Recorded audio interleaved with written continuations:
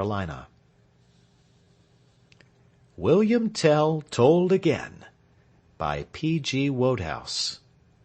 Chapter 1. Once upon a time, more years ago than anybody can remember, before the first hotel had been built, or the first Englishman had taken a photograph of Mont Blanc and brought it home to be pasted in an album and shown after tea to his envious friends, Switzerland belonged to the Emperor of Austria to do what he liked with. One of the first things the Emperor did was to send his friend Hermann Gessler to govern the country. Gessler was not a nice man, and it soon became plain that he would never make himself really popular with the Swiss. The point on which they disagreed in particular was the question of taxes.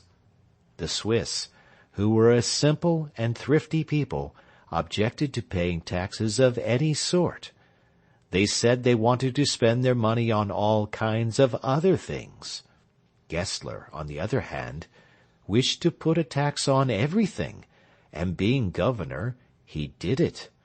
He made everyone who owned a flock of sheep pay a certain sum of money to him, and if the farmer sold his sheep and bought cows, he had to pay rather more money to Gessler for the cows than he had paid for the sheep. Gessler also taxed bread and biscuits and jam and buns and lemonade, and in fact everything he could think of, till the people of Switzerland determined to complain. They appointed Walter Fürst, who had red hair and looked fierce, Werner Stauffacher, who had grey hair and was always wondering how he ought to pronounce his name, and Arnold of Melchthal, who had light yellow hair and was supposed to know a great deal about the law, to make the complaint. They called on the governor one lovely morning in April, and were shown into the hall of audience. "Well," said Gessler, "and what's the matter now?" The other two pushed Walter Fürst forward because he looked fierce, and they thought he might frighten the governor. Walter Fürst coughed. "Well?" asked Gessler. "Ahem," said Walter Fürst. "That's the way," whispered Werner. "Give it him." "Ahem," said Walter Fürst again. "The fact is, your governorship—" "It's a small point," interrupted Gessler, "but I'm generally called Your Excellency.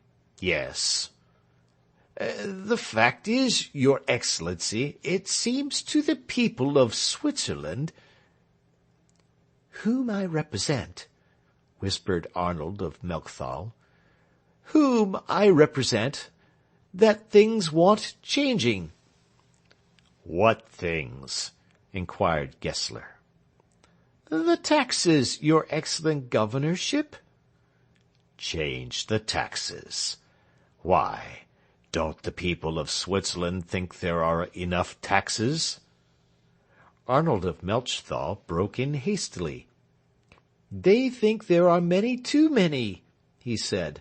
"What with the tax on sheep, and the tax on cows, and the tax on bread, and the tax on tea, and the tax—" I know," Gessler interrupted. "I know all the taxes. Come to the point. What about them?" "Well, your Excellency, there are too many of them." "Too many?" "Yes, and we are not going to put up with it any longer," shouted Arnold of Melchthal. Gessler leaned forward in his throne. "Might I ask you to repeat that remark?" he said. "We are not going to put up with it any longer." Gessler sat back again with an ugly smile. "Oh," he said. "Oh, indeed. You aren't you? Desire the Lord High Executioner to step this way," he added to a soldier who stood beside him. The Lord High Executioner entered the presence. He was a kind-looking old gentleman with white hair, and he wore a beautiful black robe, tastefully decorated with death's heads. "Your Excellency sent for me?" he said. "Just so," replied Gessler. "This gentleman here," he pointed to Arnold of Melchthal, "says he does not like taxes, and that he isn't going to put up with them any longer." "Tut, tut," murmured the executioner. "See what you can do for him." "Certainly, your Excellency. Robert," he cried, "is the oil on the boil?" "Just this minute boiled over," replied a voice from the other side of the door. "Then bring it in, and mind you don't spill any." Enter Robert, in a suit of armour and a black mask, carrying a large cauldron, from which the steam rose in great clouds. "Now, sir, if you please," said the executioner politely to Arnold of Melchthal. Arnold looked at the cauldron. "Why, it's hot," he said. "Warmish," admitted the executioner. "It's against the law to threaten a man with hot oil." "You may bring an action against me," said the executioner. "Now, sir, if you please, we are wasting time. The forefinger of your left hand, if I may trouble you." "Thank you. I am obliged." He took Arnold's left hand, and dipped the tip of the first finger into the oil. "Ow!" cried Arnold, jumping. "Don't let him see he's hurting you," whispered Werner Stauffacher. "Pretend you don't notice it." Gessler leaned forward again. "Have your views on taxes changed at all?" he asked. "Do you see my point of view more clearly now?" Arnold admitted that he thought that, after all, there might be something to be said for it. "That's right," said the governor. "And the tax on sheep? You don't object to that?" "No." "And the tax on cows?" "I like it." "And those on bread, and buns, and lemonade?" "I enjoy them." "Excellent. In fact, you're quite contented?" "Quite." "And you think the rest of the people are?" "Oh, quite, quite." "And do you think the same?" he asked of Walter and Werner. "Oh, yes, your Excellency," they cried. "Then that's all right," said Gessler. "I was sure you would be sensible about it. Now, if you will kindly place in the tambourine which the gentleman on my left is presenting to you a mere trifle to compensate us for our trouble in giving you an audience, and if you," to Arnold of Melchthal, "will contribute an additional trifle for use of the imperial boiling oil, I think we shall all be satisfied. You've done it. That's right. Good-bye, and mind the step as you go out." And, as he finished this speech, the three spokesmen of the people of Switzerland were shown out of the Hall of Audience. Chapter 2. They were met in the street outside by a large body of their fellow citizens, who had accompanied them to the palace, and who had been spending the time since their departure in listening by turns at the keyhole of the front door. But as the Hall of Audience was at the other side of the palace, and cut off from the front door by two other doors, a flight of stairs, and a long passage, they had not heard very much of what had gone on inside, and they surrounded the three spokesmen as they came out, and questioned them eagerly. "Has he taken off the tax on jam?" asked Ulrich the smith. "What is he going to do about the tax on mixed biscuits?" shouted Klaus von der Flue, who was a chimney-sweep of the town and loved mixed biscuits. "Never mind about tea and mixed biscuits," cried his neighbor, Meyer of Sarnen. "What I want to know is whether we shall have to pay for keeping sheep any more." "What did the governor say?" asked Jost Weiler, a practical man, who liked to go straight to the point. The three spokesmen looked at one another a little doubtfully.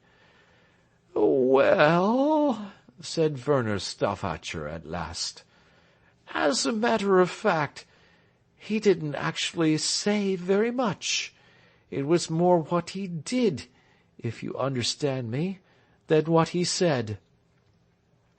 "I should describe His Excellency the Governor," said Walter first, "as a man who has got a way with him, a man who has got all sorts of arguments at his finger-tips." At the mention of finger-tips, Arnold of Melchthal uttered a sharp howl. "In short," continued Walter, "after a few minutes' very interesting conversation, he made us see that it really wouldn't do, and that we must go on paying the taxes as before." There was a dead silence for several minutes, while everybody looked at everybody else in dismay. The silence was broken by Arnold of Sewa. Arnold of Sewa had been disappointed at not being chosen as one of the three spokesmen, and he thought that if he had been so chosen, all this trouble would not have occurred.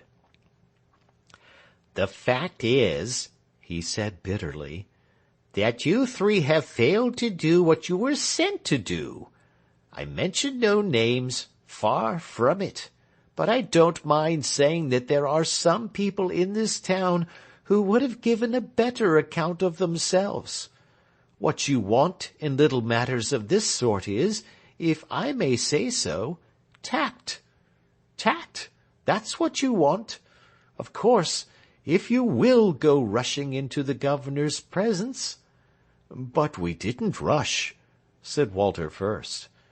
"Shouting out that you want the taxes abolished—" "But we didn't shout," said Walter first. "I really cannot speak if I am to be constantly interrupted," said Arnold of Sewa severely. "What I say is that you ought to employ tact. Tact, that's what you want.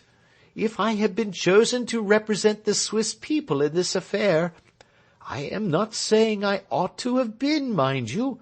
I merely say, if I had been, I should have acted rather after the following fashion.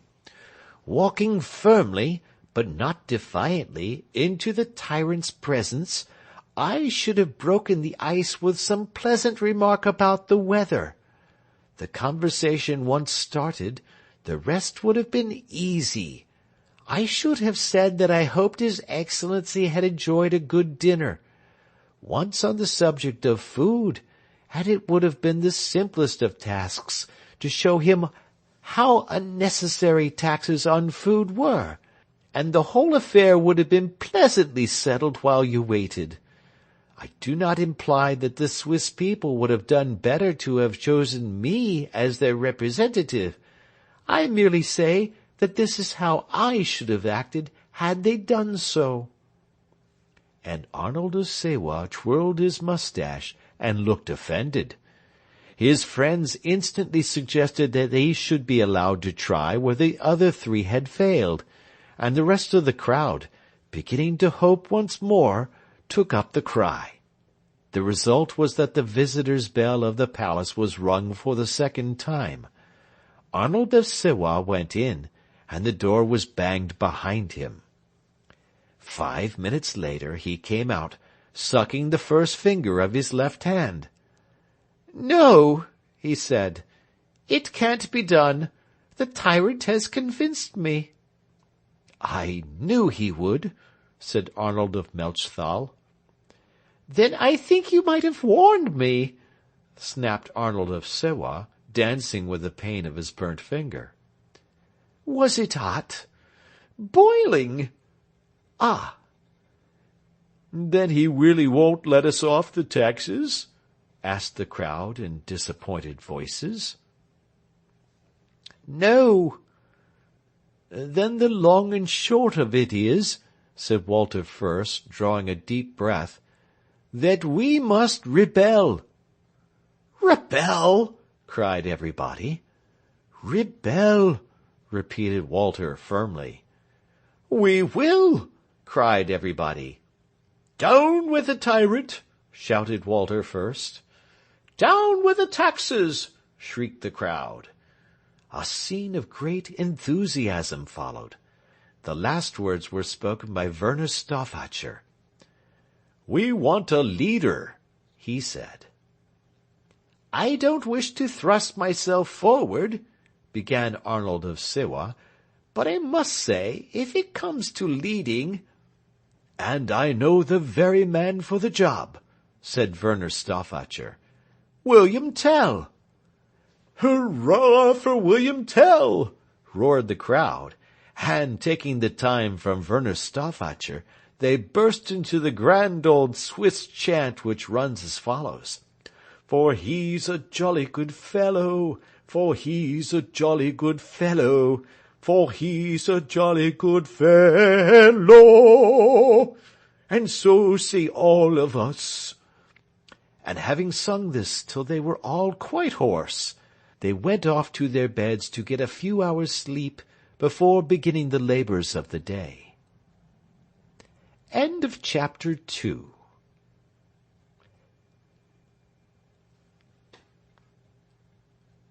Wodehouse, chapter 3.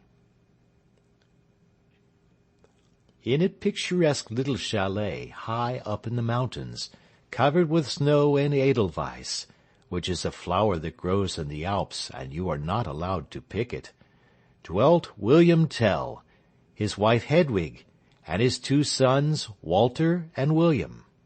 Such a remarkable man was Tell that I think I must devote a whole chapter to him and his exploits. There was really nothing he could not do. He was the best shot with the crossbow in the whole of Switzerland. He had the courage of a lion, the sure-footedness of a wild goat, the agility of a squirrel, and a beautiful beard. If you wanted someone to hurry across desolate ice-fields and leap from crag to crag after a chamois, Tell was the man for your money. If you wanted a man to say rude things to the governor, it was to Tell that you applied first. Once, when he was hunting in the wild ravine of Schächenthal, where people were hardly ever to be seen, he met the governor face to face. There was no way of getting past. On one side the rocky wall rose sheer up, while below the river roared.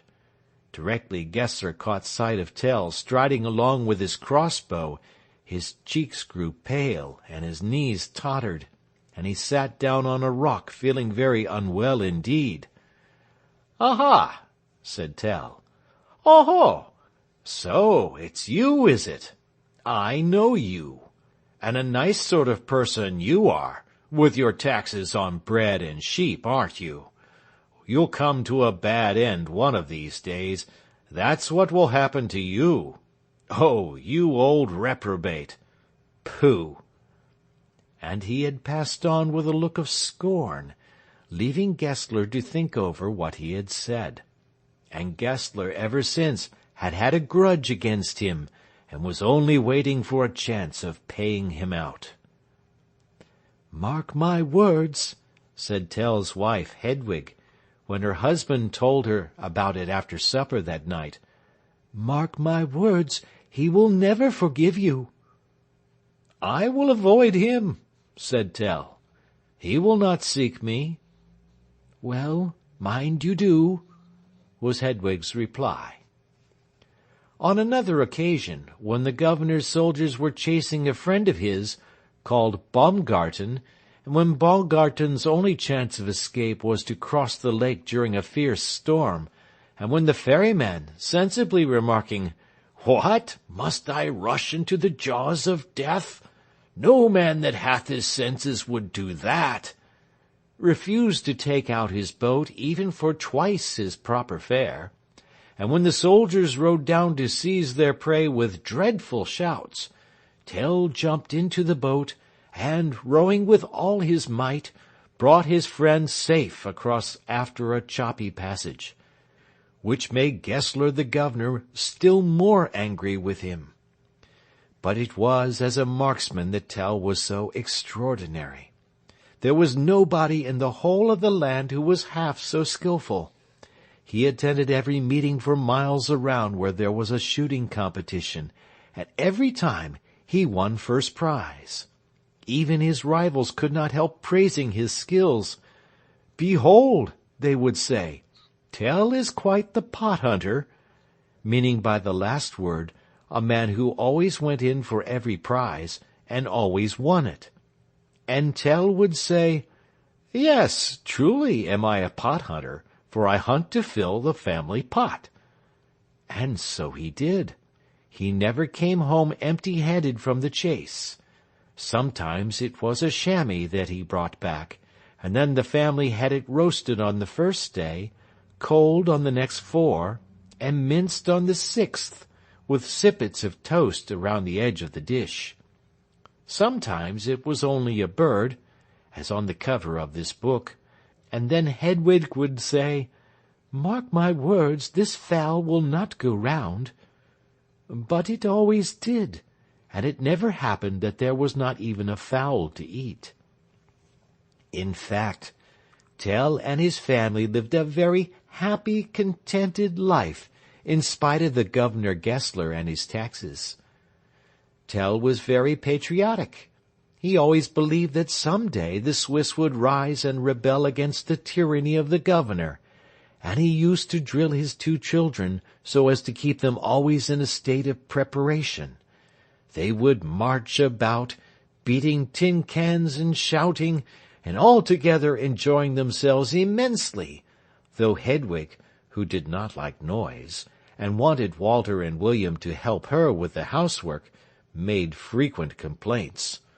"Mark my words," she would say, "this growing spirit of militarism in the young and foolish will lead to no good," meaning that boys who played at soldiers instead of helping their mother to dust the chairs and scrub the kitchen floor would in all probability come to a bad end. But Tell would say, "Who hopes to fight his way through life must be prepared to wield arms. Carry on, my boys." And they carried on. It was to this man that the Swiss people had determined to come for help. Chapter 4. Talking matters over in the inn of the town, the Glass and Glacier, the citizens came to the conclusion that they ought to appoint 3 spokesmen to go and explain to Tell just what they wanted him to do. "I don't wish to seem to boast at all," said Arnold of Sewa, "but I think I had better be one of the 3. "I was thinking," said Werner Stauffacher, "that it would be a pity always to be chopping and changing. Why not choose the same 3 as were sent to Gessler?"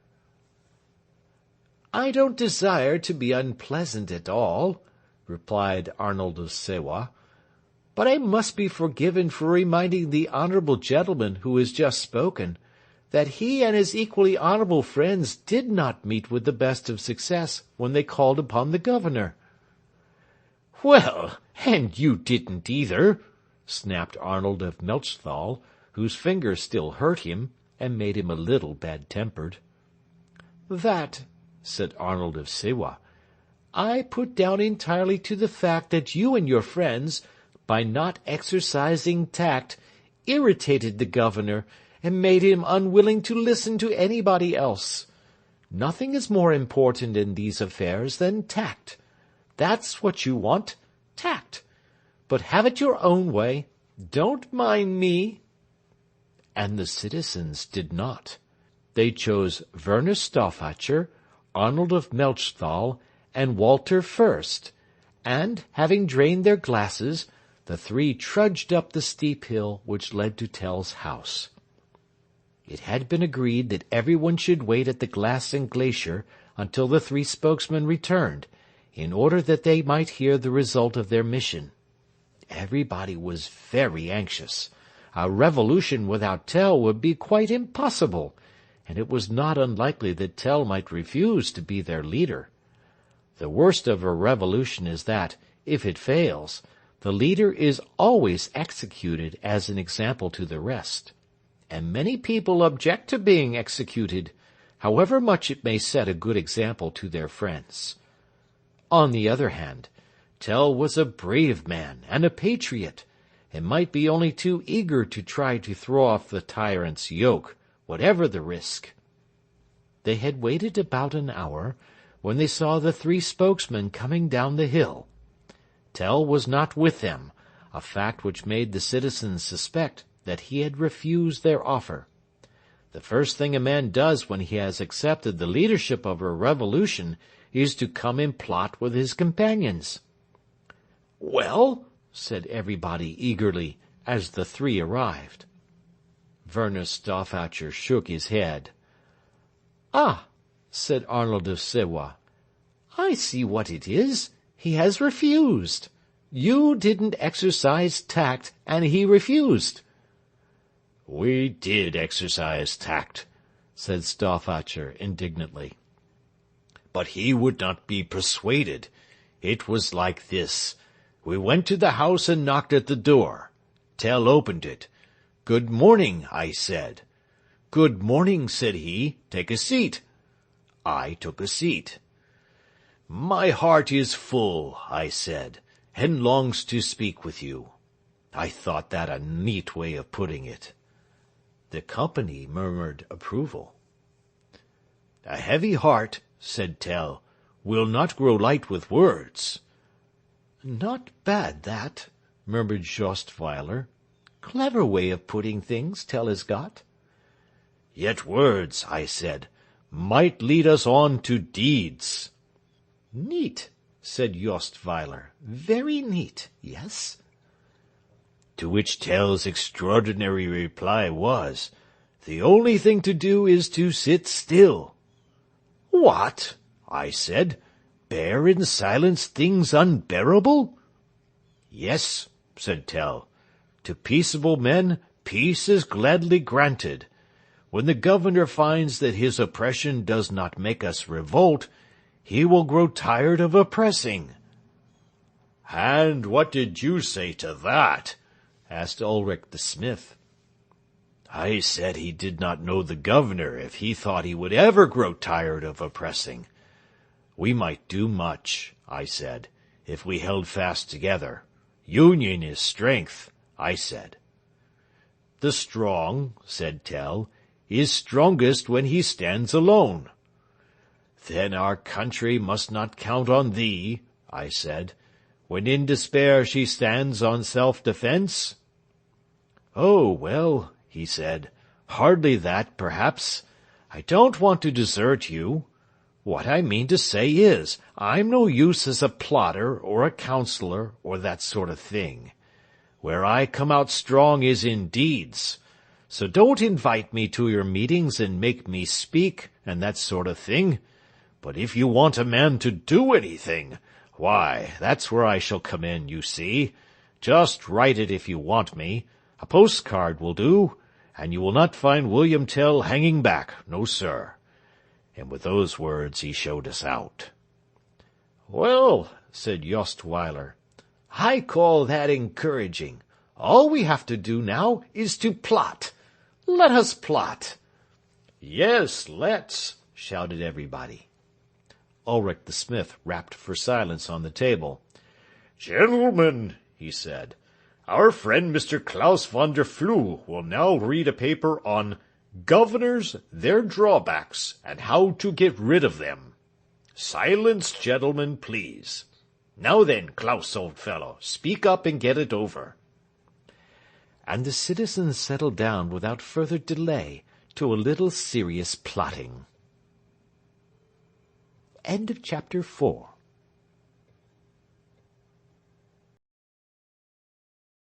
Chapter 5.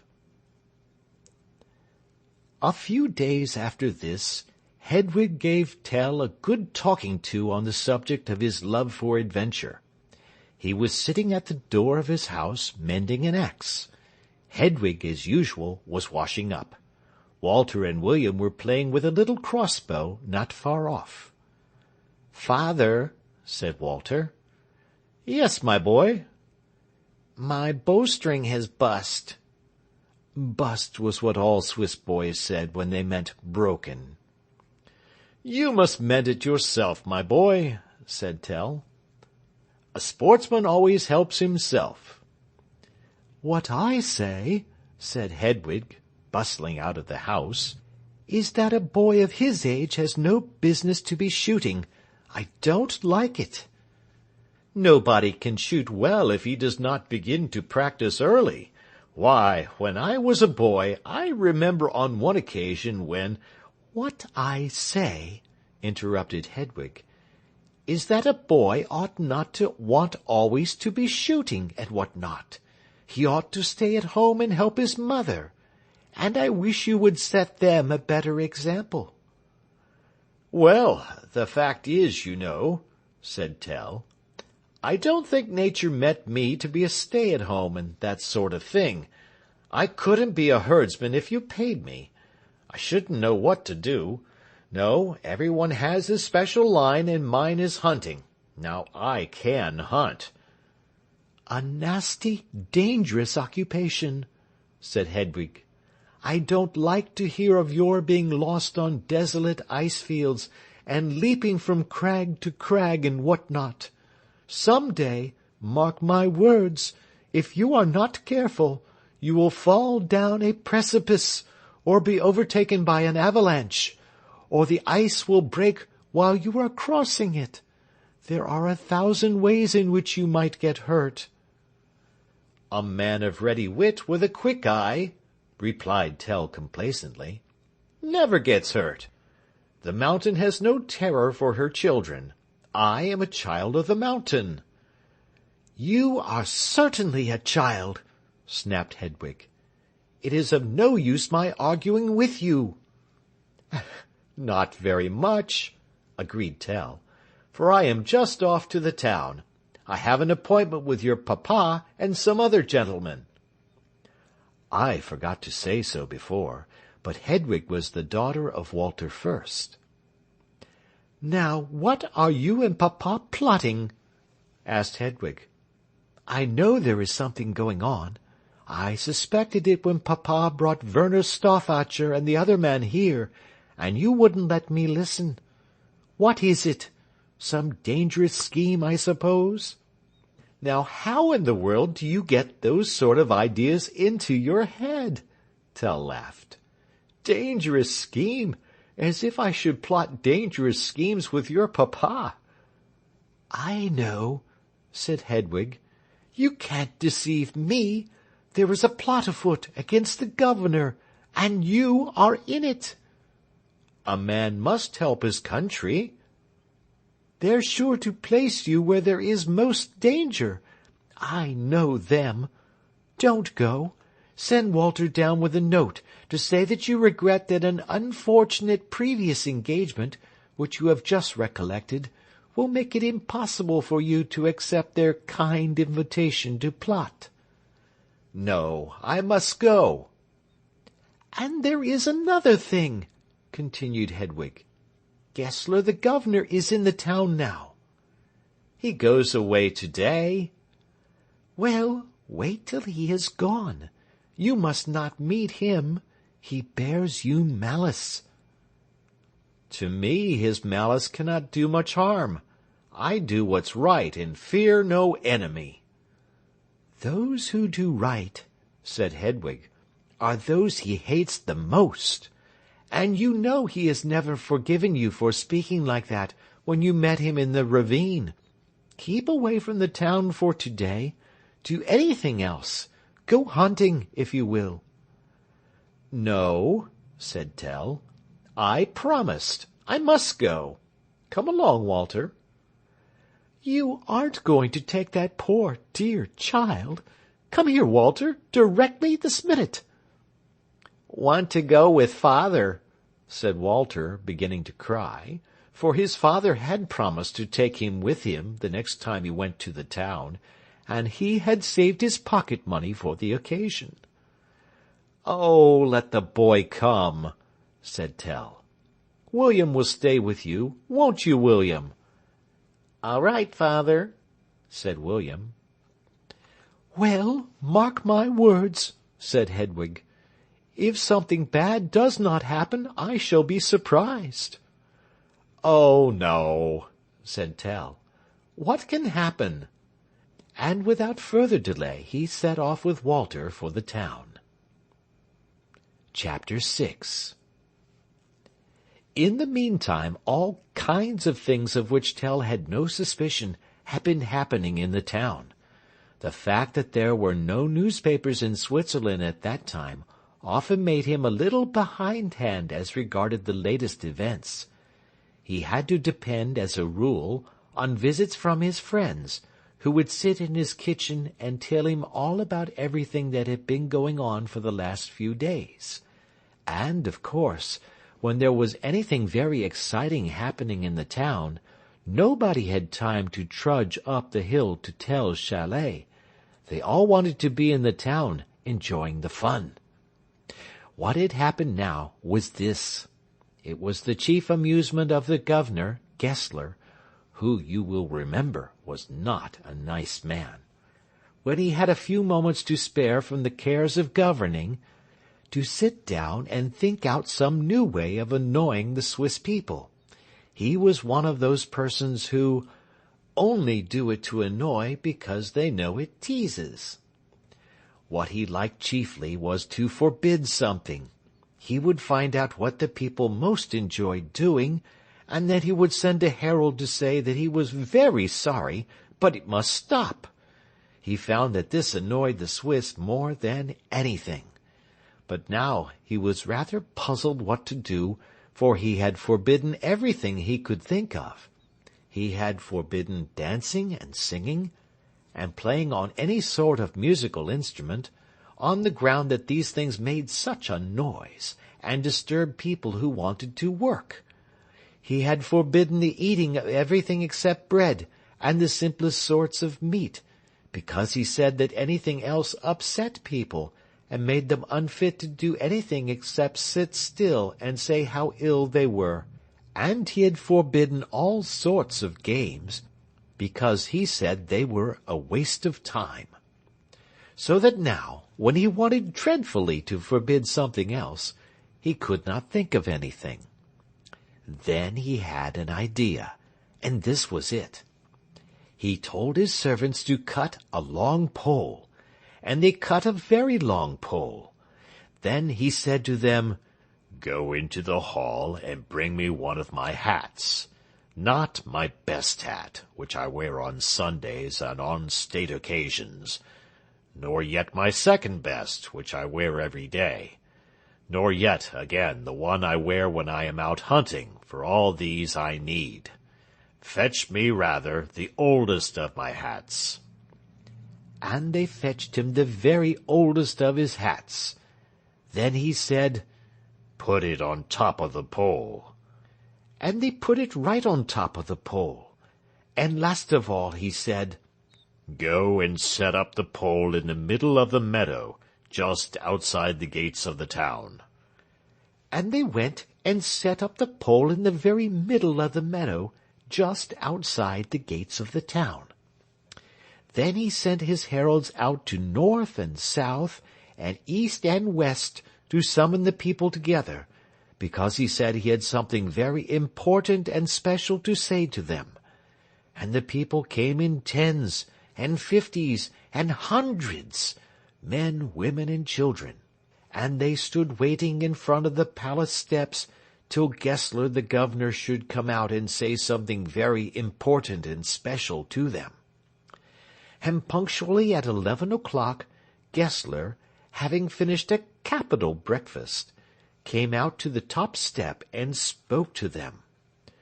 "Ladies and gentlemen," he began.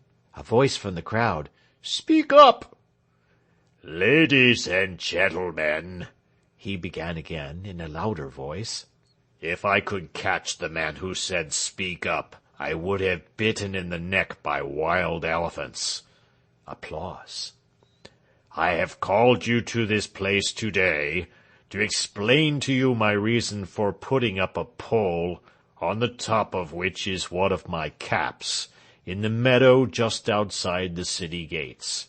It is this: you all, I know, respect and love me." Here he paused for the audience to cheer, but as they remained quite silent, he went on. "You would all, I know, like to come to my palace every day and do reverence to me." A voice. "No, no!" "If I could catch the man who said 'No, no,' I would have him stung on the soles of the feet by pink scorpions. And if he was the same man who said 'Speak up' a little while ago, the number of scorpions should be doubled." Loud applause. "As I was saying before I was interrupted, I know you would like to come to my palace and do reverence to me there. But, as you are many and space is limited, I am obliged to refuse you that pleasure. However, being anxious not to disappoint you, I have set up my cap in the meadow, and you may do reverence to that. In fact, you must. Everybody is to look on that cap as if it were me." A voice. "It ain't so ugly as you." "If I could catch the man who made that remark, I would have him tied up and teased by trained bluebottles." Deafening applause. "In fact, to put the matter briefly, if anybody crosses that meadow without bowing down before that cap, my soldiers will arrest him, and I will have him pecked on the nose by infuriated blackbirds. So there! Soldiers, move that crowd on." And Gessler disappeared indoors again, just as a volley of eggs and cabbages whistled through the air, and the soldiers began to hustle the crowd down the various streets till the open space in front of the palace gates were quite cleared of them. All this happened the day before Tell and Walter set out for the town. End of chapter 6.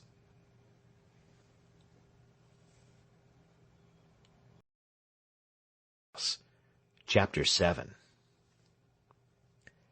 Having set up the pole and cap in the meadow, Gessler sent 2 of his bodyguard, Frieshard.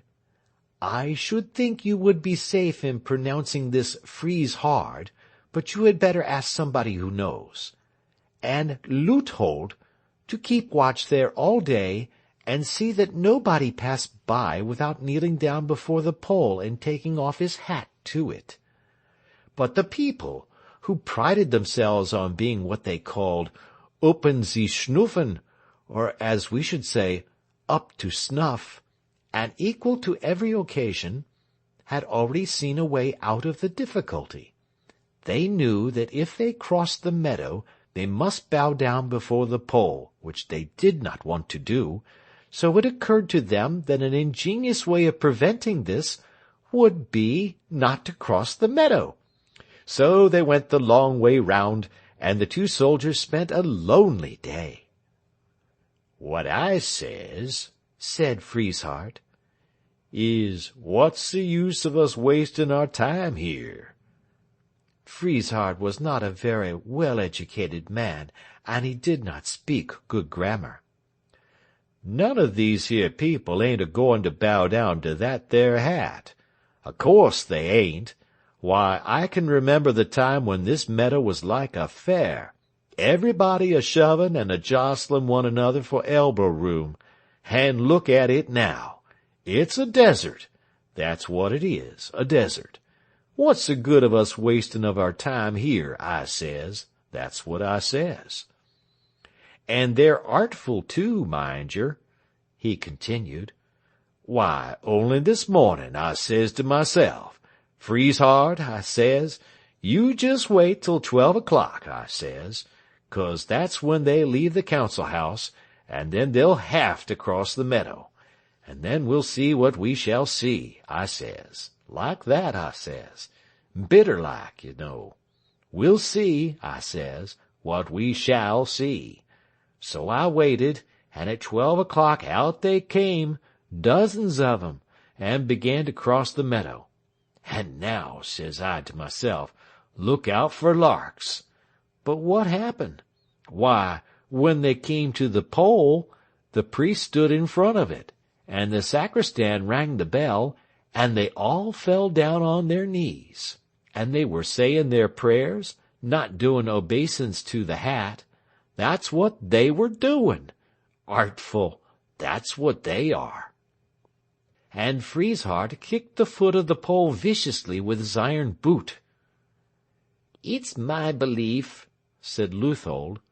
Leuthold is the thin soldier you see in the picture. "It's my firm belief that they are laughing at us. There, listen to that."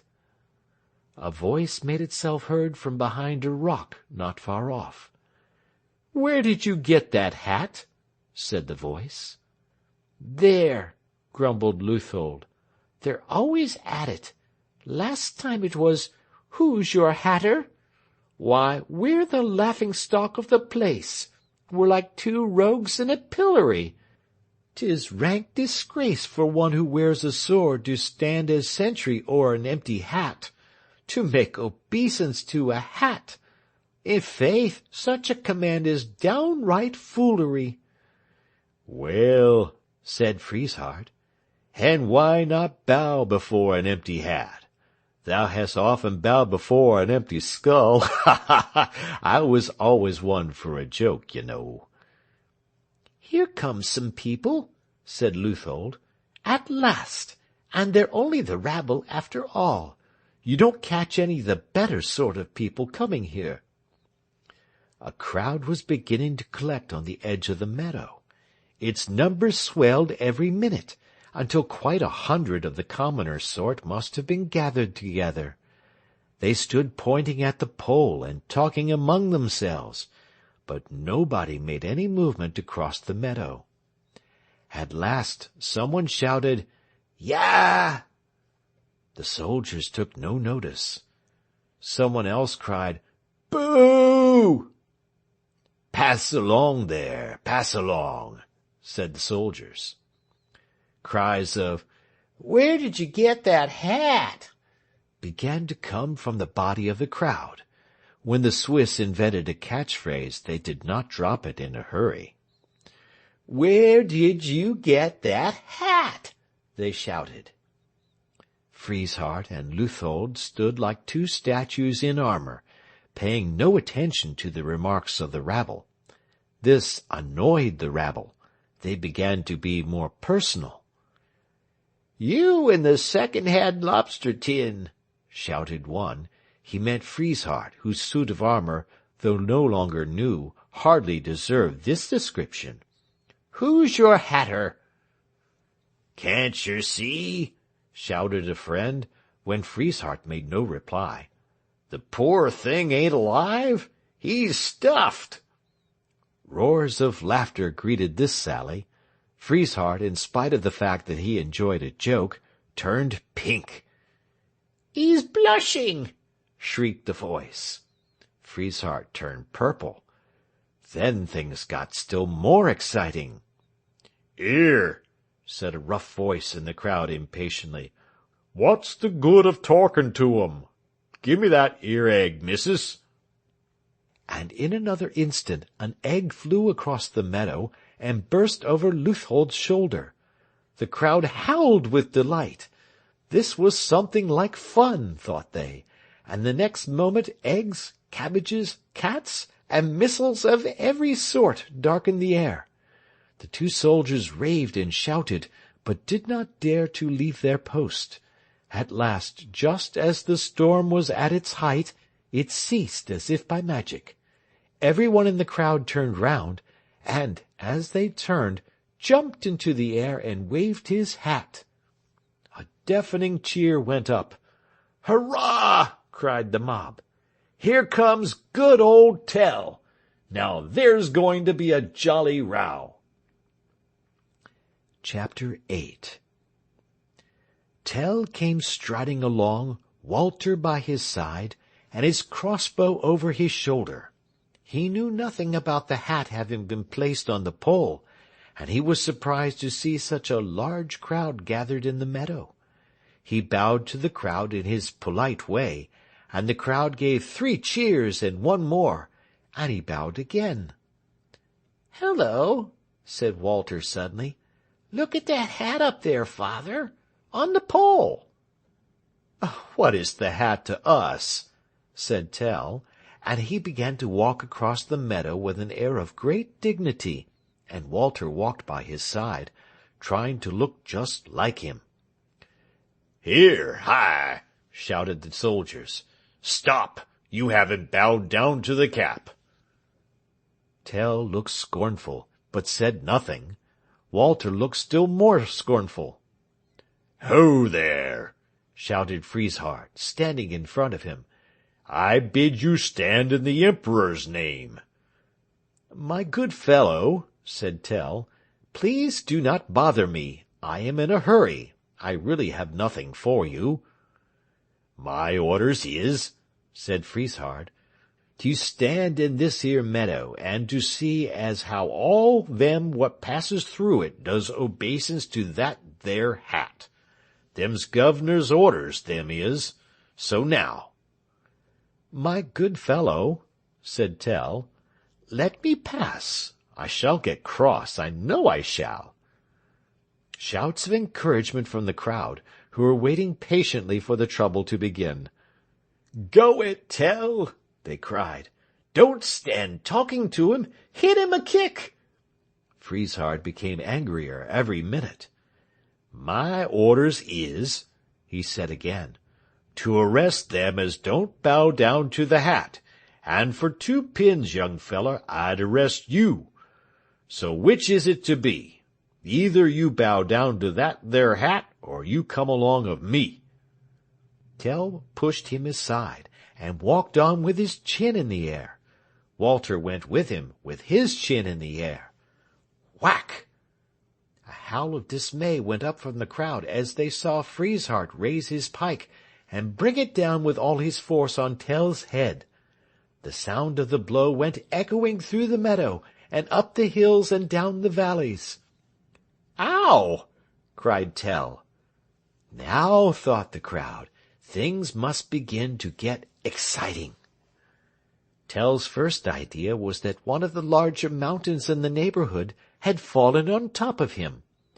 Then he thought that there must have been an earthquake. Then it gradually dawned upon him that he had been hit by a mere common soldier with a pike. Then he was angry. "Look here," he began. "Look there," said Frieshardt, pointing to the cap. "You've hurt my head very much," said Tell.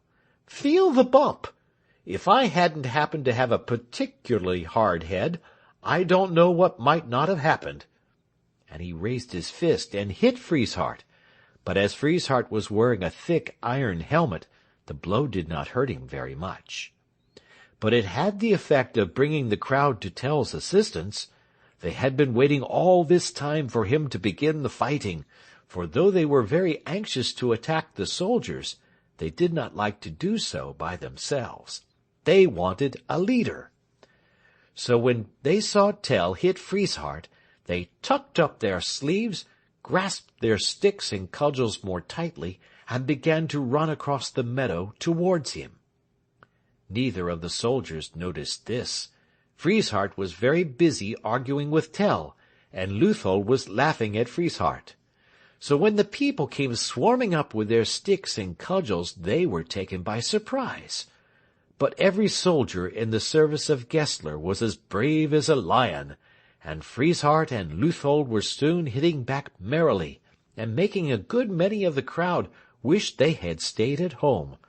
The 2 soldiers were wearing armor, of course, so that it was difficult to hurt them, but the crowd, who wore no armor, found that they could get hurt very easily. Conrad Hun, for instance, was attacking Frieshardt, when the soldier happened to drop his pike. It fell on Conrad's toe, and Conrad limped away, feeling that fighting was no fun unless you had thick boots on. And so, for a time, the soldiers had the best of the fight. End of chapter 8.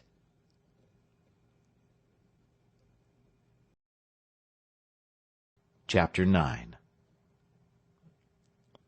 For many minutes the fight raged furiously round the pole, and the earth shook beneath the iron boots of Frieshardt and Leuthold as they rushed about, striking out right and left with their fists and the flats of their pikes.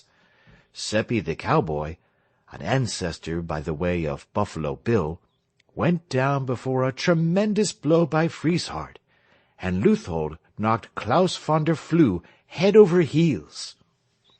"What do you want?" said Arnold of Sewa, who had seen the beginning of the fight from the window of his cottage, and had hurried to join it, and, as usual, to give advice to everybody. "What you want here is guile. That's what you want. Guile, cunning. Not brute force, mind you. It's no good rushing at a man in armor and hitting him. He only hits you back. You should employ guile. Thus, observe." He had said these words standing on the outskirts of the crowd. He now grasped his cudgel and began to steal slowly towards Frieshardt, who had just given Verney the huntsman such a hit with his pike that the sound of it was still echoing in the mountains, and was now busily engaging in disposing of Jost Weiler. Arnold of Sewa crept stealthily behind him, and was just about to bring his cudgel down on his head, when Leuthold, catching sight of him, saved his comrade by driving his pike with all his force into Arnold's side. Arnold said afterwards that it completely took his breath away. He rolled over, and after being trodden on by everybody for some minutes, got up and limped back to his cottage, where he went straight to bed, and did not get up for 2 days.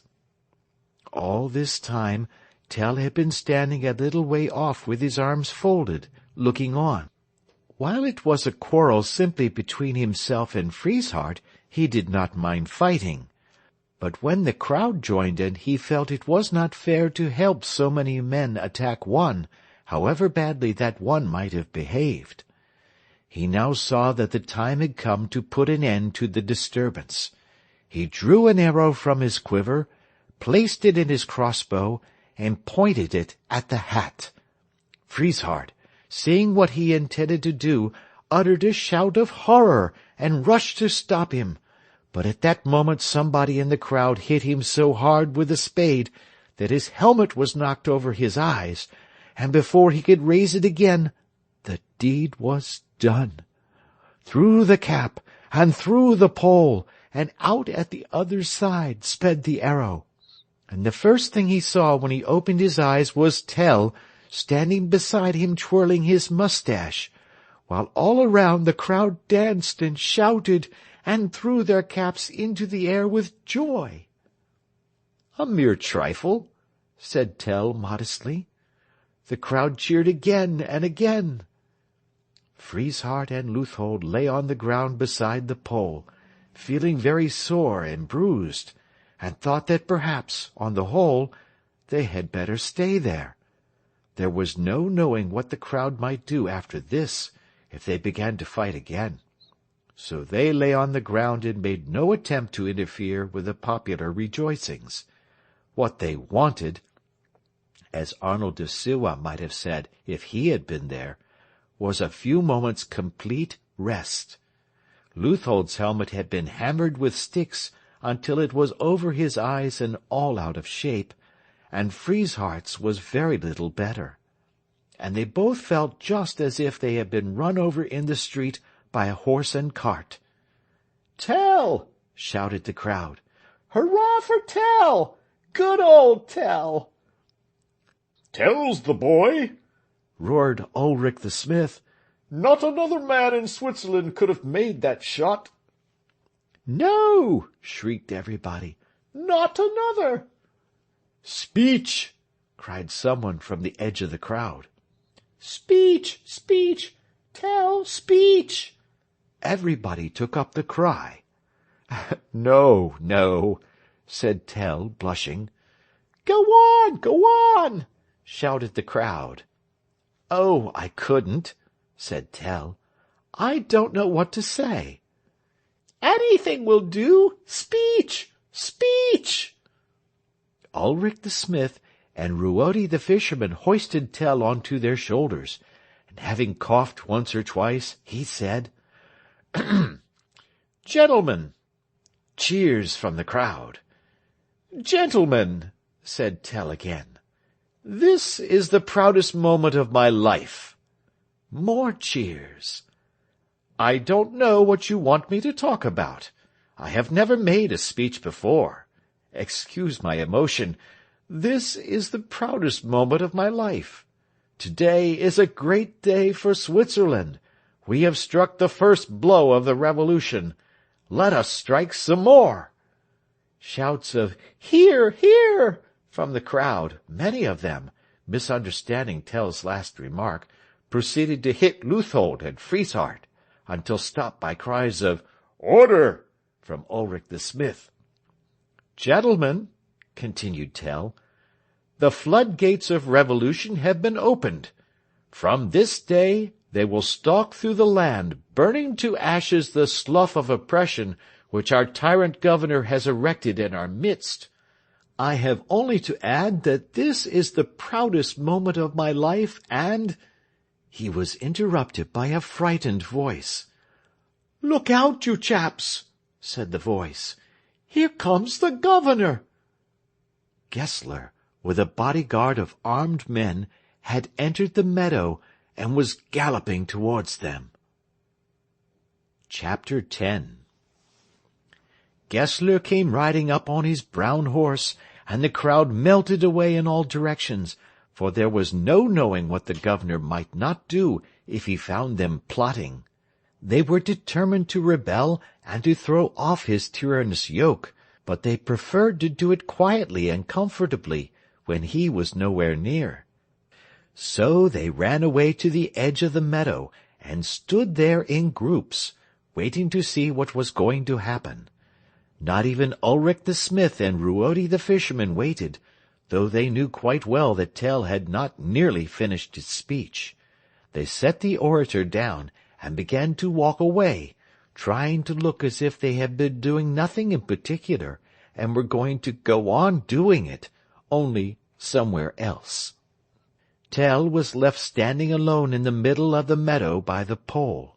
He scorned to run away like the others, but he did not at all like the look of things.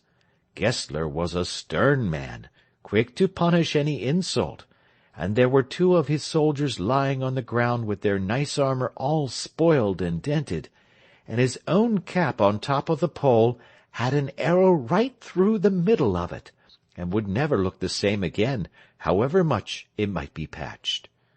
It seemed to Tell that there was a bad time coming.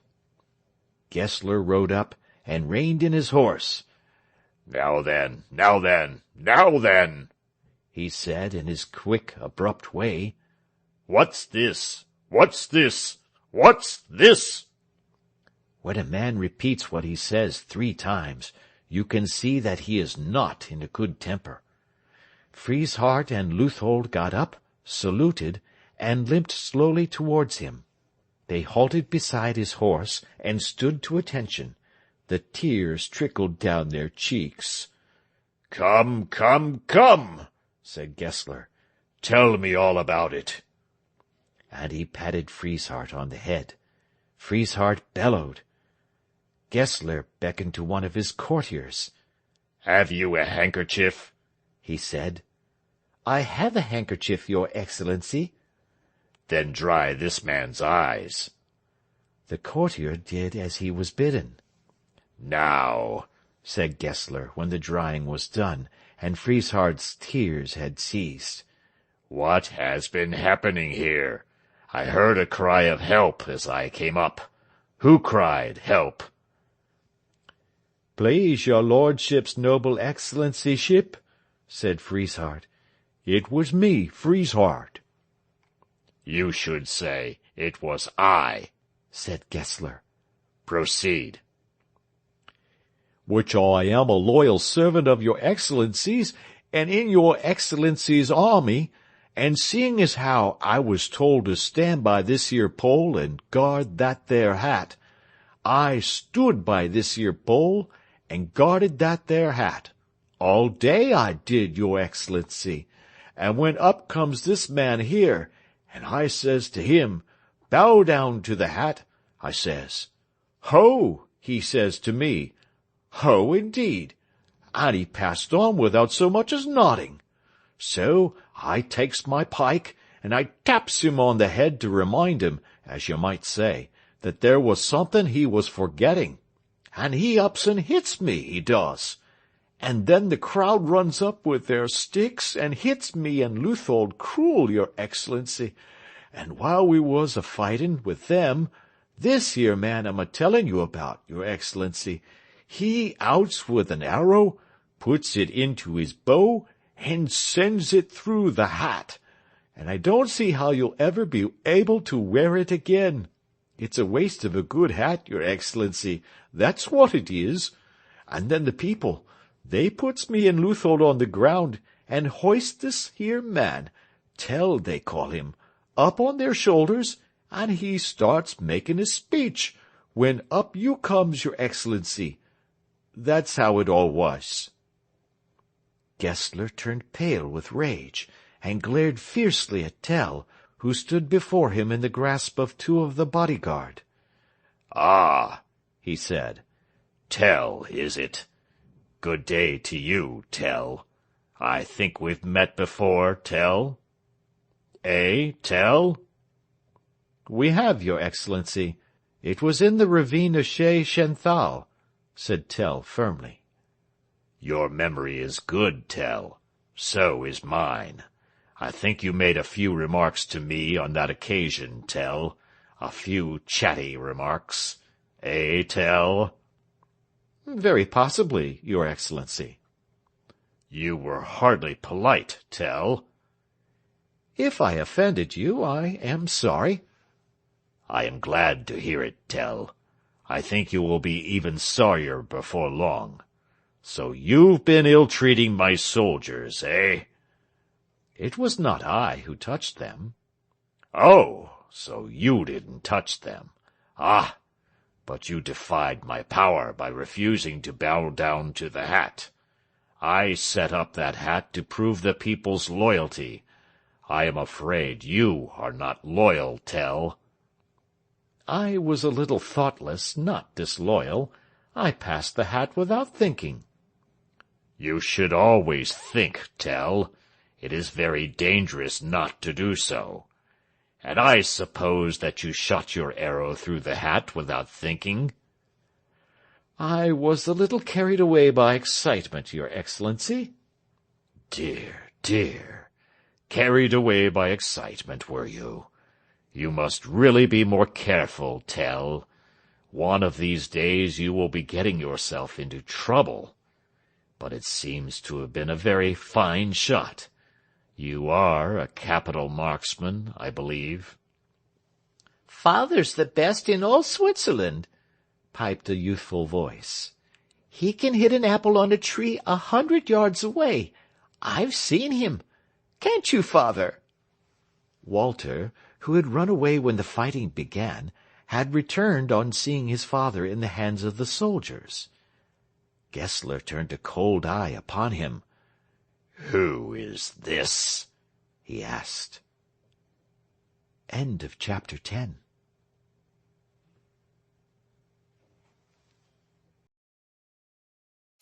Chapter 11. "It is my son Walter, your Excellency," said Tell. "Your son, indeed. This is very interesting. Have you any more children?" "I have one other boy." "And which of them do you love the most, eh?" "I love them both alike, your Excellency." "Dear me, quite a happy family. Now, Listen to me, Tell. I know you are fond of excitement, so I am going to try to give you a little. Your son says that you can hit an apple on a tree 100 yards away, and I am sure you have every right to be very proud of such a feat. Frieshardt! Your Excellency? Bring me an apple. Frieshardt picked one up. Some apples had been thrown at him and Leuthold earlier in the day, and there were several lying about. "Which I'm afraid is how it's a little bruised, your Excellency," he said, "having hit me on the helmet." "Thank you. I do not require it for eating purposes," said Gessler. "Now, Tell, I have here an apple, a simple apple, not overripe. I should like to test that feat of yours. So take your bow, I see you have it in your hand, and get ready to shoot. I am going to put this apple on your son's head. He will be placed 100 yards away from you, and if you do not hit the apple with your first shot, your life shall pay forfeit." And he regarded Tell with a look of malicious triumph. "Your Excellency, it cannot be," cried Tell. "The thing is too monstrous. Perhaps your Excellency is pleased to jest. You cannot bid a father shoot an apple from off his son's head. Consider, your Excellency." "You shall shoot the apple from off the head of this boy," said Gessler sternly. "I do not jest. That is my will." "Sooner would I die," said Tell. "If you do not shoot, you die with the boy.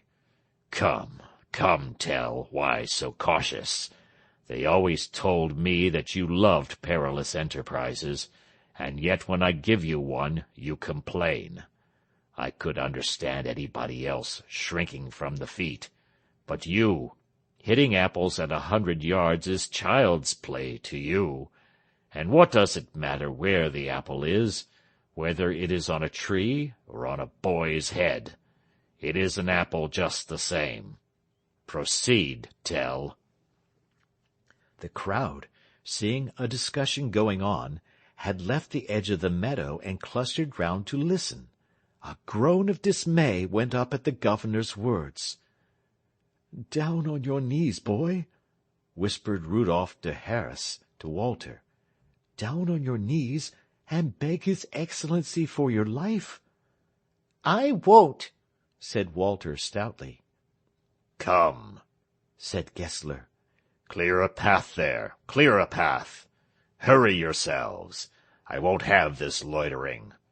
Look you, Tell, attend to me for a moment. I find you in the middle of this meadow deliberately defying my authority and making sport of my orders. I find you in the act of stirring up discontent among my people with speeches. I might have you executed without ceremony, but do I? No. Nobody shall say that Hermann Gessler the governor is not kind-hearted.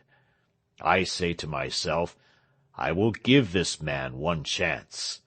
I place your fate in your own skilful hands. How can a man complain of harsh treatment when he is made master of his own fate? Besides, I don't ask you to do anything difficult. I merely bid you perform what must be to you a simple shot. You boast of your unerring aim. Now is the time to prove it. Clear the way there." Walter first flung himself on his knees before the governor. "Your Highness," he cried, "none deny your power. Let it be mingled with mercy.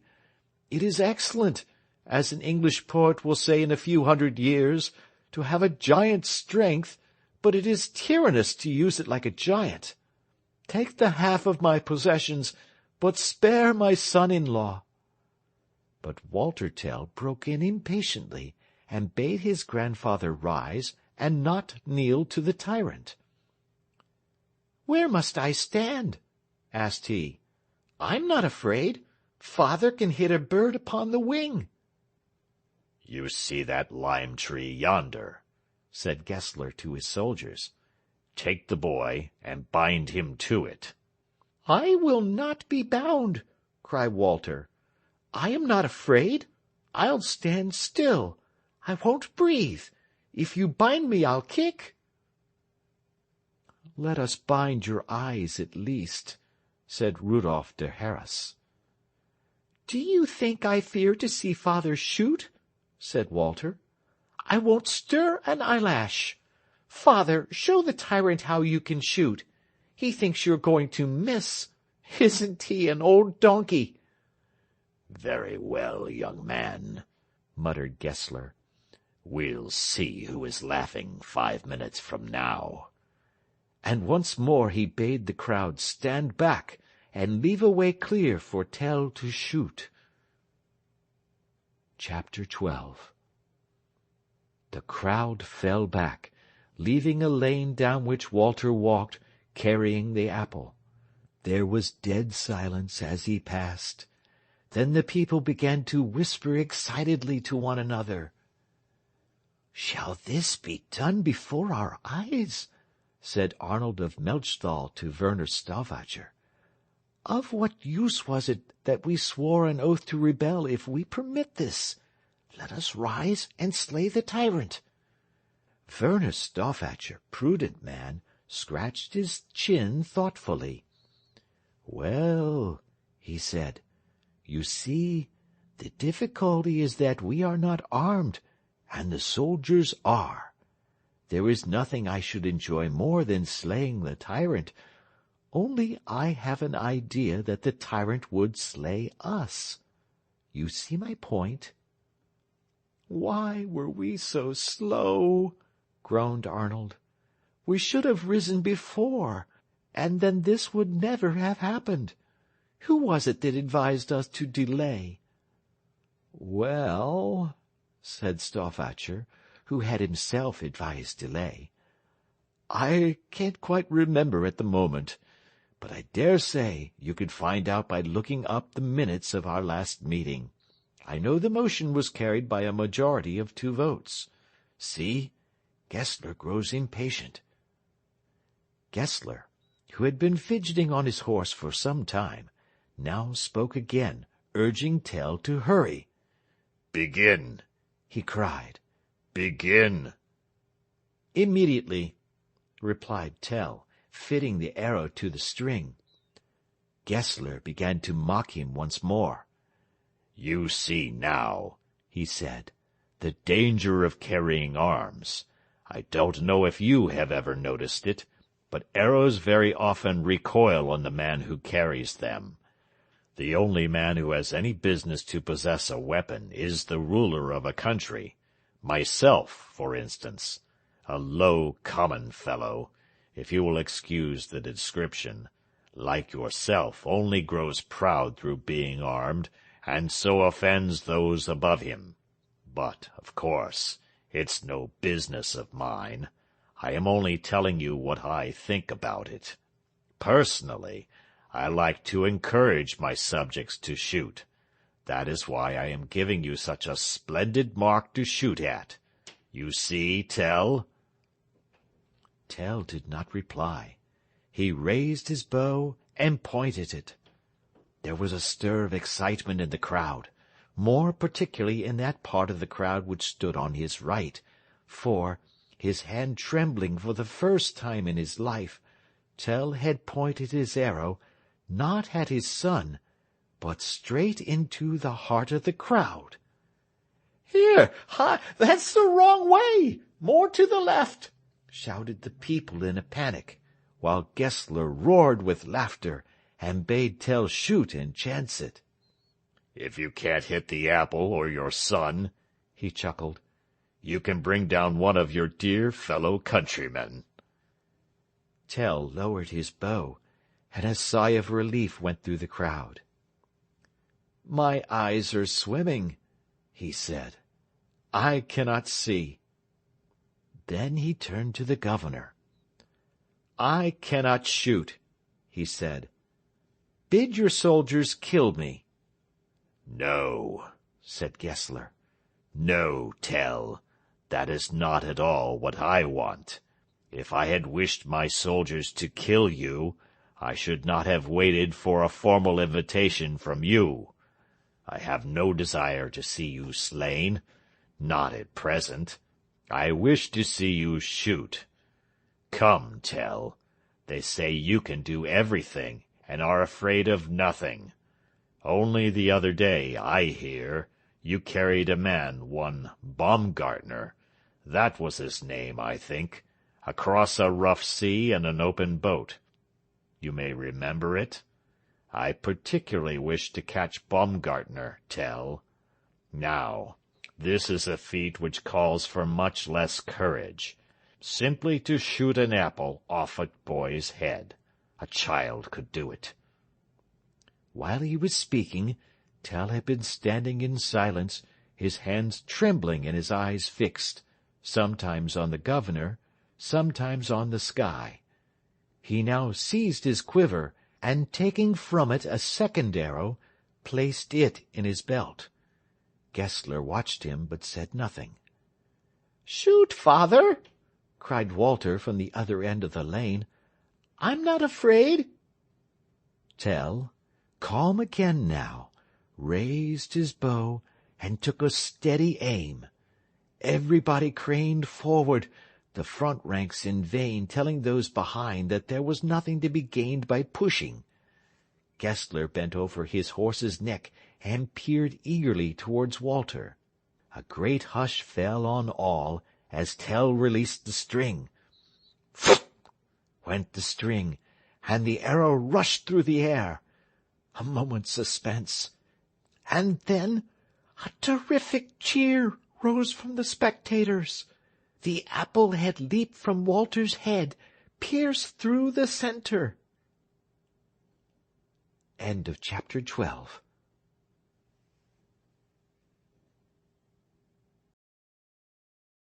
By P.G. Wodehouse. Chapter 13. Intense excitement instantly reigned.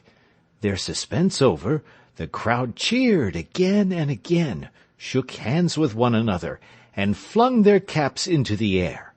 Everyone was delighted, for everyone was fond of Tell and Walter. It also pleased them to see the governor disappointed. He had had things his own way for so long that it was a pleasant change to see him baffled in this manner. Not since Switzerland became a nation had the meadow outside the city gates been the scene of such rejoicings. Walter had picked up the apple with the arrow piercing it, and was showing it proudly to all his friends. "I told you so," he kept saying. "I knew father wouldn't hurt me. Father's the best shot in all Switzerland." "That was indeed a shot," exclaimed Ulrich the smith. "It will ring through the ages. While the mountains stand will the tale of Tell the bowman be told." Rudolf der Harris took the apple from Walter and showed it to Gessler, who had been sitting transfixed on his horse. "See," he said, "the arrow has passed through the very center. It was a master shot." "It was very nearly a Master Walter shot," said Rüsselmann the priest severely, fixing the governor with a stern eye. Gessler made no answer. He sat looking moodily at Tell, who had dropped his crossbow and was standing motionless, still gazing in the direction in which the arrow had sped. Nobody liked to be the first to speak to him. "Well," said Rudolf der Harris, breaking an awkward silence, "I suppose it's all over now. May as well be moving, eh?" He bit a large piece out of the apple, which he still held. Walter uttered a piercing scream as he saw the mouthful disappear. Up till now he had shown no signs of dismay, in spite of the peril which he had had to face. But when he watched Rudolf eating the apple, which he naturally looked upon as his own property, he could not keep quiet any longer. Rudolf handed him the apple with an apology, and he began to munch it contentedly. "Come with me to your mother, my boy," said Rüsselmann. Walter took no notice, but went on eating the apple. Tell came to himself with a start, looked round for Walter, and began to lead him away in the direction of his home, deaf to all the cheering that was going on around him. Gessler leaned forward in his saddle. "Tell," he said, "a word with you." Tell came back. "Your Excellency?" "Before you go, I wish you to explain one thing." 1,000, Your Excellency." "No, only one. When you were getting ready to shoot at the apple, you placed an arrow in the string and a second arrow in your belt." "A second arrow?" Tell pretended to be very much astonished, but the pretense did not deceive the governor. "Yes, a second arrow. Why was that? What did you intend to do with that arrow, Tell?" Tell looked down uneasily, and twisted his bow about in his hands.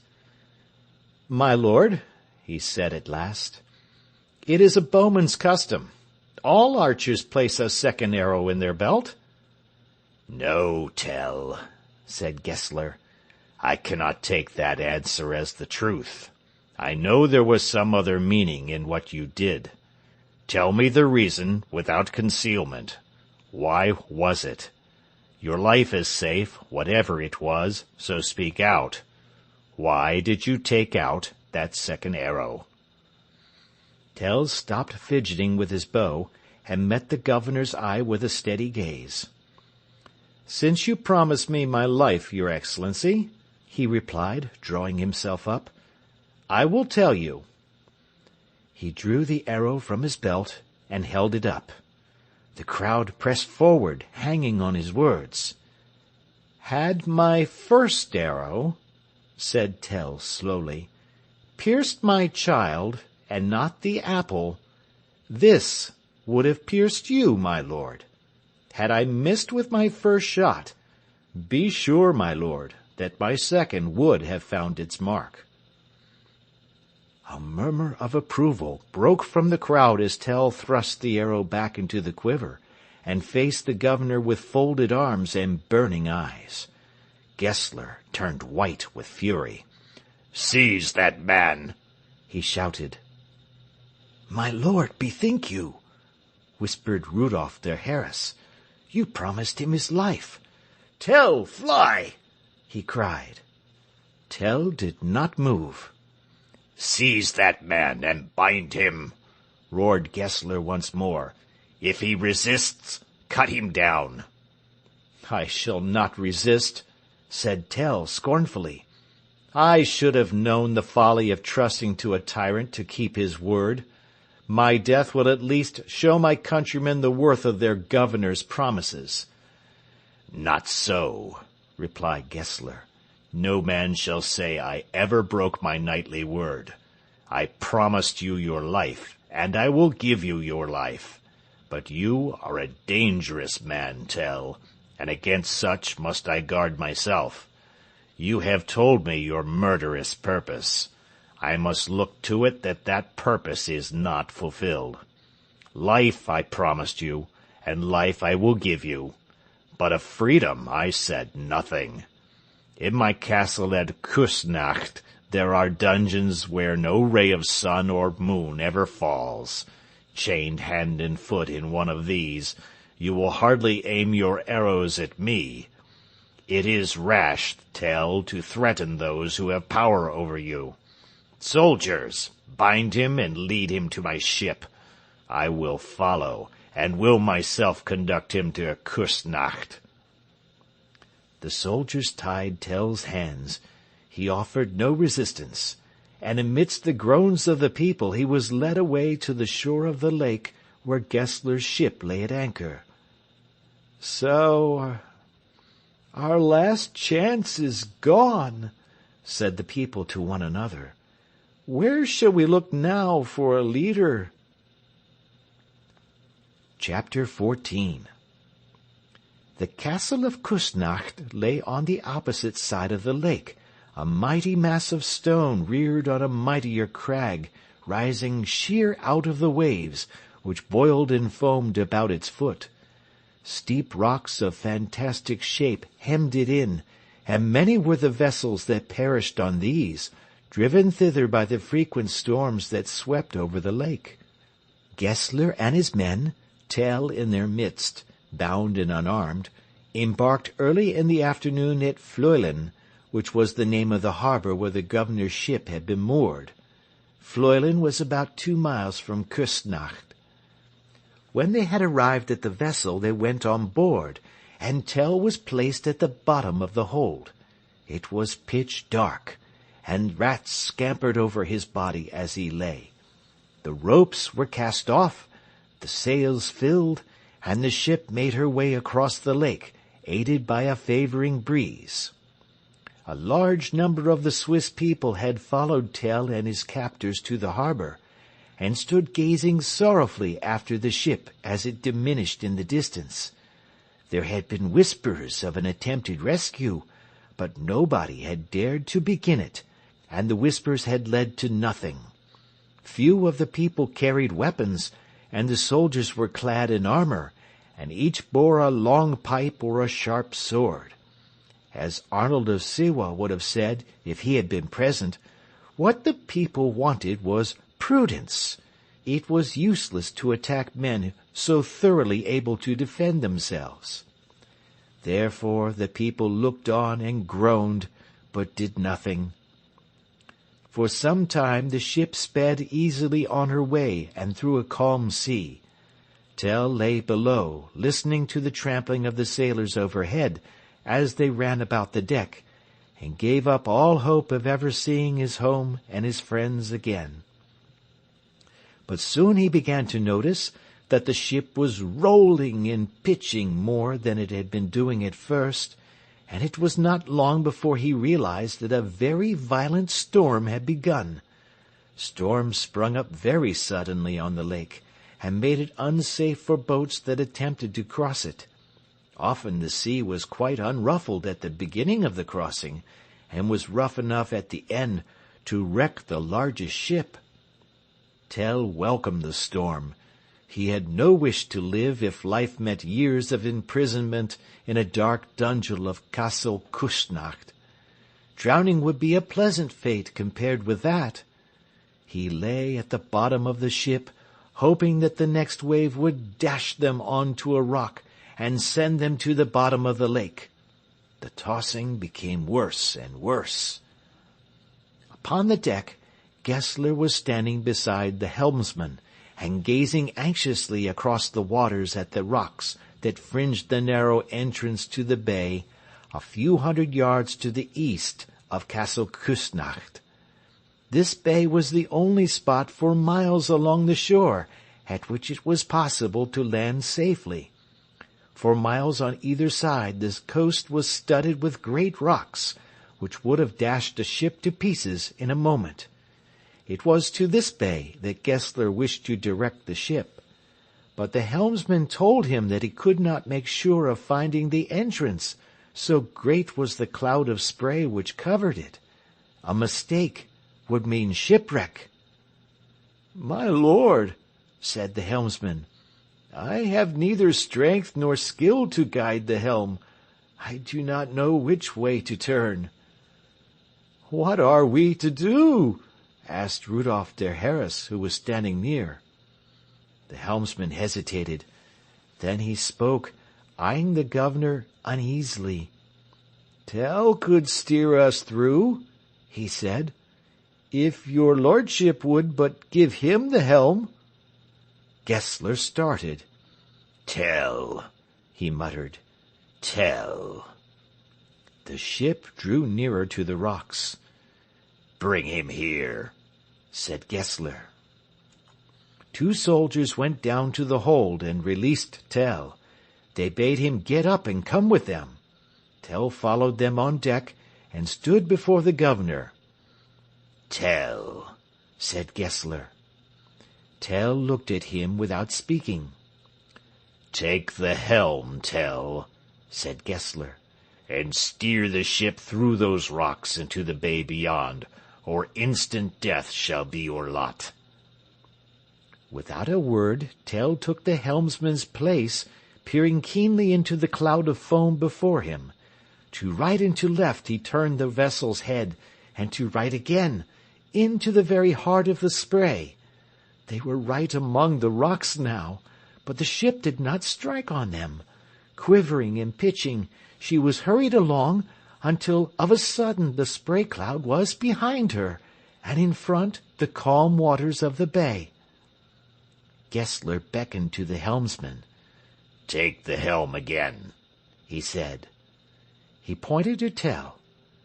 "Bind him," he said to the soldiers. The soldiers advanced slowly, for they were loath to bind the man who had just saved them from destruction. But the governor's orders must be obeyed, so they came towards Tell, carrying ropes with which to bind him. Tell moved a step back. The ship was gliding past a lofty rock. It was such a rock as Tell had often climbed when hunting the chamois. He acted with the quickness of the hunter. Snatching up the bow and quiver which lay on the deck, he sprang on to the bulwark of the vessel, and with a mighty leap gained the rock. Another instant, and he was out of reach. Gessler roared to his bowmen. "Shoot! Shoot!" he cried. The bowmen hastily fitted arrow to string. They were too late. Tell was ready before them. There was a hiss as the shaft rushed through the air, and the next moment Gessler the governor fell dead on the deck, pierced through the heart. Tell's second arrow had found its mark, as his first had done. End of chapter 14.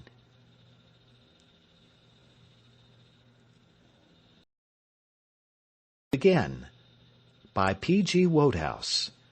Chapter 15, the final chapter. There is not much more of the story of William Tell. The death of Gessler was a signal to the Swiss to rise in revolt, and soon the whole country was up in arms against the Austrians. It had been chiefly the fear of the governor that had prevented a rising before. It had been brewing for a long time. The people had been bound by a solemn oath to drive the enemy out of the country. All through Switzerland preparations for a revolution were going on, and nobles and peasants had united. Directly the news arrived that the governor was slain, meetings of the people were held in every town in Switzerland, and it was resolved to begin the revolution without delay. All the fortresses that Gessler had built during his years of rule were carried by assault on the same night. The last to fall was one which had only been begun a short time back, and the people who had been forced to help to build it spent a very pleasant hour pulling down the stones which had cost them such labor to put in their place. Even the children helped. It was a great treat to them to break what they pleased without being told not to.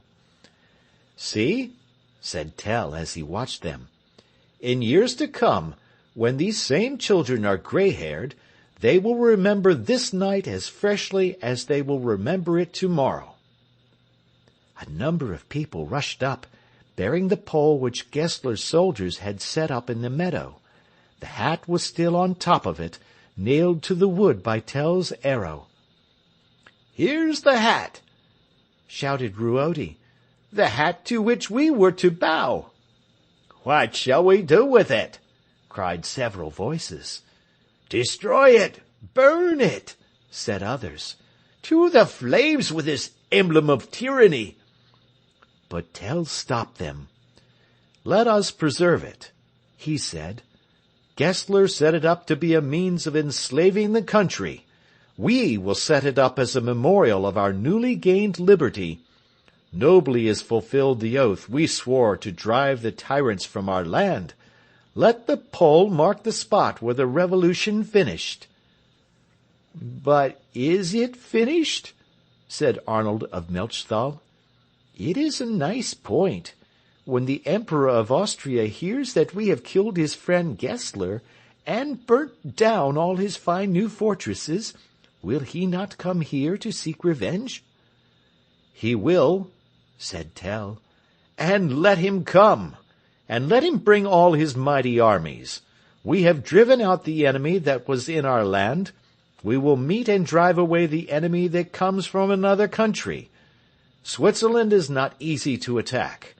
There are but a few mountain passes by which the foe can approach. We will stop these with our bodies. And one great strength we have. We are united. And united we need fear no foe. "Hurrah!" shouted everybody. "But who is this that approaches?" said Tell. "He seems excited. Perhaps he brings news." It was Rösselmann the pastor, and he brought stirring news. "These are strange times in which we live," said Rösselmann, coming up. "Why, what has happened?" cried everybody. "Listen and be amazed." "Why, what's the matter?" "The Emperor?" "Yes." "The Emperor is dead." "What? Dead?"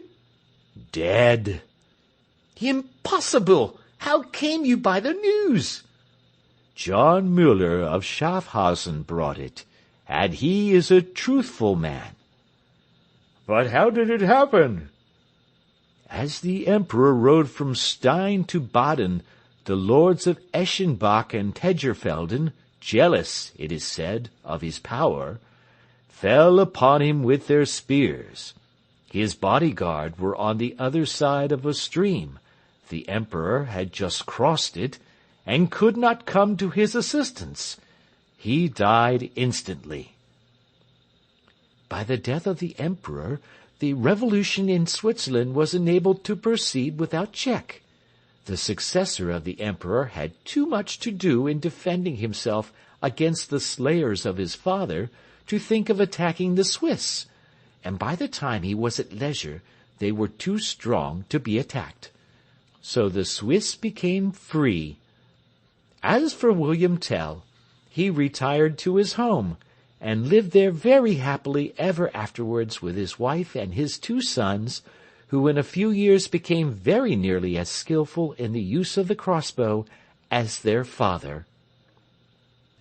That's the end of William Tell told again, but the original volume contained a rhymed story of William Tell, and this will conclude our narrative.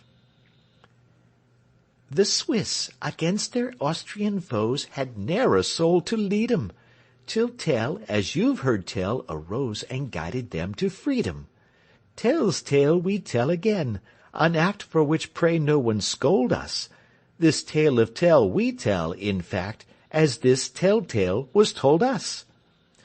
Beneath a tyrant foreign yoke, how love of freedom waxes, especially when foreign folk come round collecting taxes. The Swiss, held down by Gessler's fist, would fain have used evasion, yet none there seemed who could resist his methods of persuasion. And pride so filled this Gessler's soul, a monarch's pride outclassing, he stuck his hat up on a pole, that all might bow in passing.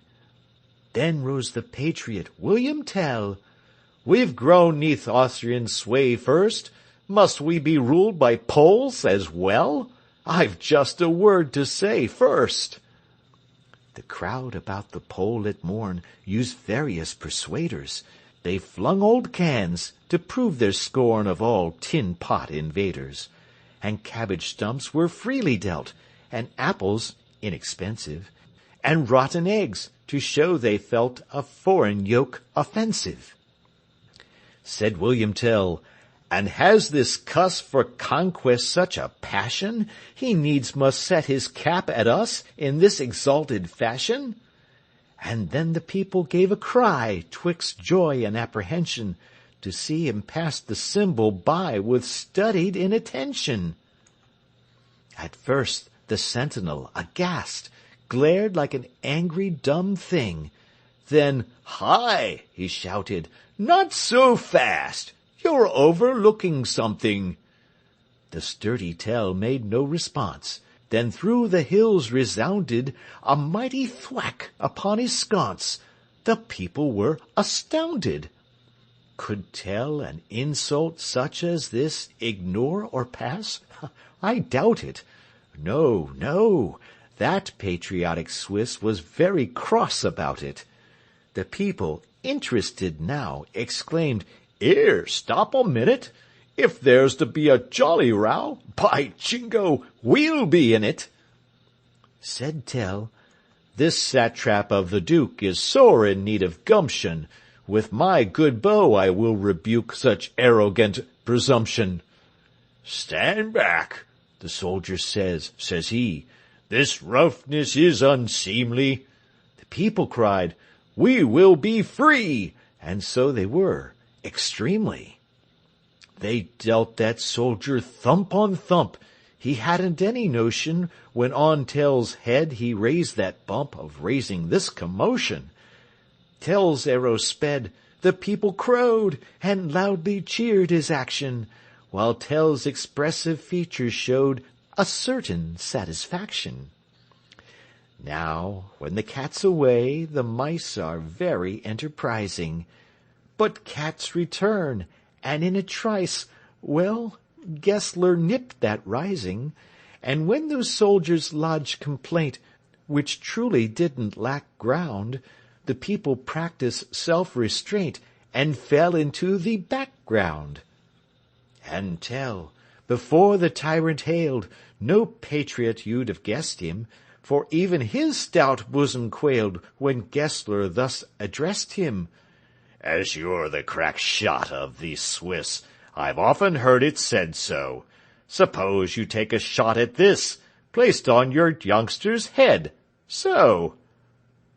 The bearing, as they say, of that lay in the application, and nobody will wonder at a parent's agitation. That anguish filled Tell's bosom proud needs scarcely to be stated, and it will be observed the crowd was also agitated. Said Gessler, "This is all my eye. Come, hurry up and buck up. Remember, if you miss, you die. That ought to keep your pluck up. The flying arrow may, no doubt, your offspring's bosom enter." But here there rose a mighty shout, "By George, he's scored a centre!" But as the arrow cleft the core, cried Gessler with indignation, "What was the second arrow for? Come, no equivocation. You had a second in your fist." Said Tell, the missile grippin', "This shaft, had I that apple missed, was meant for you, my Pippin." With rage the tyrant said he, "It's time to stop this prating. I find your style of repartee extremely irritating. You'll hang for this, be pleased to note." On this they bound and gagged him, for Gessler's castle booked by boat, and through the village dragged him. But slips between the cup and lip, when least expected, peer through. A storm arose upon the trip, which Tell alone could steer through. Thus of all hands he quickly got, as you may see, the upper. At Gessler took a parting shot, and hurried home to supper. Some say the tale related here is amplified and twisted. Some say it isn't very clear that William Tell existed. Some say he freed his country so the governor demolished. Perhaps he did. I only know that taxes aren't abolished. End of William Tell Told Again. Thank you for listening.